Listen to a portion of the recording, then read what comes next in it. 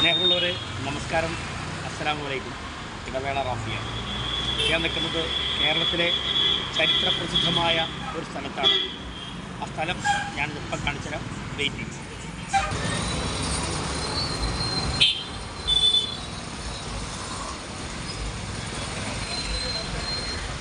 AD 629 അറിയാലോ, ചേരമാൻ ജുമാ മസ്ജിദ്.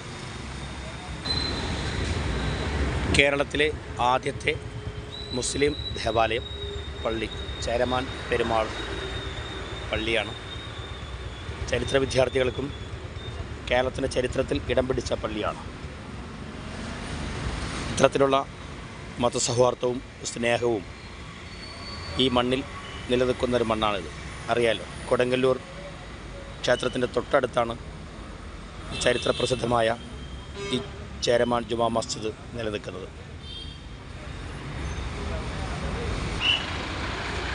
ഞാനതിൻ്റെ ഒരു ഫലകം ഒന്ന് കാണിച്ചു തരാം. ഇതിൻ്റെ കേരള സർക്കാർ ടൂറിസം വകുപ്പ് മുസിരീസ് പൈതൃക പദ്ധതി ചേരമാൻ മസ്ജിദ്. ഇതാണ് അതിൻ്റെ ഒരു ചരിത്രം. ജസ്റ്റ് ഒന്ന് വായിച്ചോളൂ.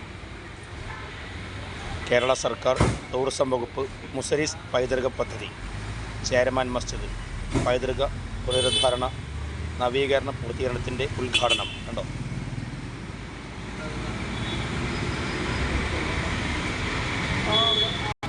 പള്ളിയുടെ എൻട്രൻസിൽ കയറുന്നതിന് വലിയ ഭണ്ഡാരമുണ്ട്, കുറ്റി, സംഭാവനകൾ. അതുപോലെ നമുക്ക് എന്തെങ്കിലും കോൺട്രിബ്യൂഷൻ ആഗ്രഹിക്കുന്നൊരു സാമ്പത്തികമായിട്ടൊന്നും ഇതിനകത്തേക്ക് ഭണ്ഡാരത്തിലിടാം. അതിൻ്റെ സൗകര്യം ഇവിടെയുണ്ട്. കൃത്യമായിട്ടിവിടെ നിർദ്ദേശങ്ങൾ പറയാൻ വേണ്ടിയിട്ട് സെക്യൂരിറ്റി ആളിവിടെയുണ്ട്.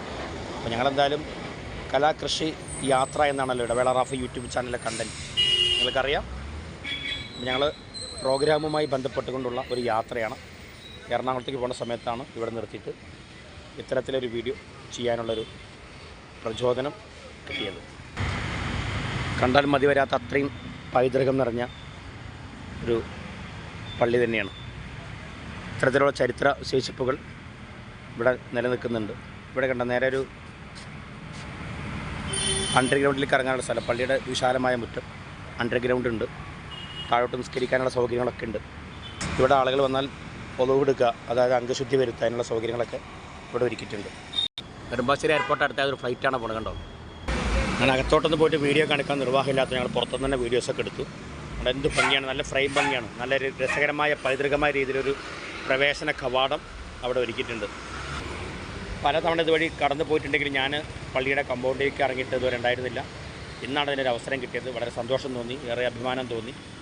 കാരണം ഇത്തരത്തിലുള്ള പൈതൃക സൂക്ഷിപ്പുകളൊക്കെ നമ്മുടെ കേരളത്തിൽ, സാമസുന്ദരമായ ദൈവത്തിൻ്റെ സ്വന്തം നാടായ നമ്മുടെ ഹരിത കേരളത്തിൽ പലയിടങ്ങളിൽ നിൽക്കുന്നുണ്ട്. പിന്നെ ഞാൻ നേരത്തെ പറഞ്ഞല്ലോ, കൊടുങ്ങല്ലൂരിൻ്റെ ഭരണിയുടെ ചരിത്രങ്ങളും ഒക്കെ നമുക്കെല്ലാവർക്കും അറിയാം. മനുഷ്യനാണ് വലുത്.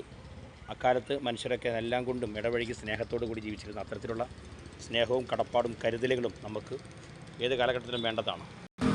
അപ്പോൾ വണ്ടി ഇവിടെ കറക്റ്റ് സൈഡ് കുറവാണ്, എന്നാൽ പോലും വണ്ടി സൈഡാക്കി നിർത്തിയിട്ട് ഞങ്ങളത് വണ്ടിയിലേക്ക് തിരിച്ച് കയറാൻ പോവാണ്. ഓക്കെ, ശരി. അപ്പോൾ സ്നേഹത്തോട് ഇത് മഹേഷ് ഉണ്ട്. മഹേഷ് കിട്ടിയപ്പുറം. മഹേഷ് ഒരു ഹായ് പറയും. ഇതാണ് ഞാൻ ചാനൽ പ്രോഗ്രാമിന് പോകുന്നത്. ഞങ്ങൾ വസന്ത പഴയന്നൂർ. വസൂര് ഹായ് പറ. ഹായ്. ഓക്കെ, അപ്പോൾ അതാണ് ഞങ്ങൾ ആർട്ടിസ്റ്റുകൾ. ഞാൻ തിരിച്ച് യാത്ര ചെയ്യാം. മഹേഷ് ഓൾറെഡി വണ്ടി തുറന്നു കഴിഞ്ഞു, കയറിക്കോട്ടെ. അപ്പോൾ വളരെ സന്തോഷത്തോടു കൂടി ഈ വീഡിയോ ഞാൻ അവസാനിപ്പിക്കുകയാണ്.